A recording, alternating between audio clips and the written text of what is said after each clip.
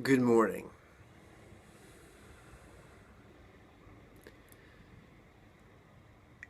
Yesterday, I was approached by a young lady who suffers from a clinical departure from reality.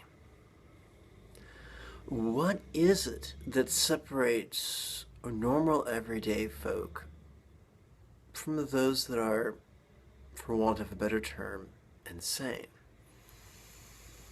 Well, let us first begin with similarities.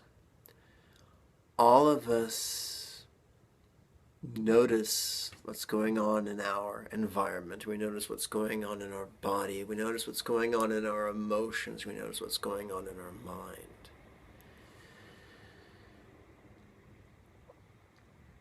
Normal folk, average folk, take what they feel very seriously.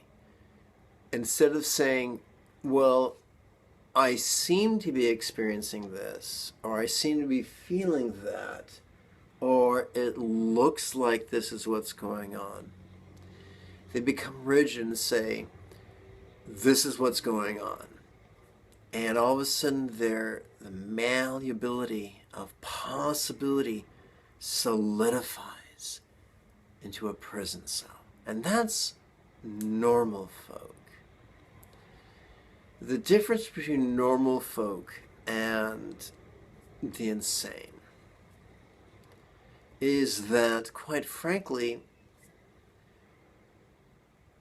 normal folk still keep a semblance of malleability in their fantasies or in their dreams, whereas someone who has a complete departure from reality brings that same solidity to their fears, to their desires, to their nightmares, to whatever cartwheels across the mind. So if you have the clinically insane, the quote-unquote normal, what are the enlightened? The enlightened not only have a very flexible approach to their flights of fancy, but they also have a flexible approach to reality itself. Now, flexibility is not disbelief, because disbelief in A is simply belief in the opposite of A, and it is as equally as rigid. A very popular speaker whose name eludes me at the moment. He is a biologist by training. He's written a number of books on atheism and doubt, and English fellow.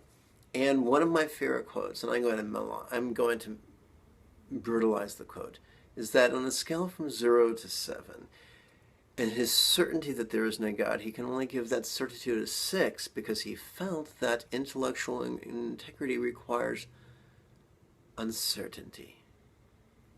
And that, Richard Dawkins, that's the fellow's name, and that is so important. The partially enlightened or the completely enlightened are very comfortable with uncertainty. The people on the cutting edge of any field possess a modicum of comfort with uncertainty. Contrast, if you will, a high school physics teacher and his rigidity with the flexibility of someone working perhaps at an experimental laboratory such as CERN in Europe.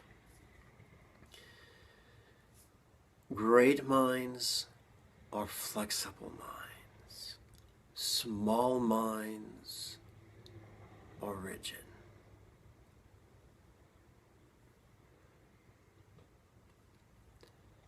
A neurotic knows his flights of fancy are flights of fancy, but still is controlled by them.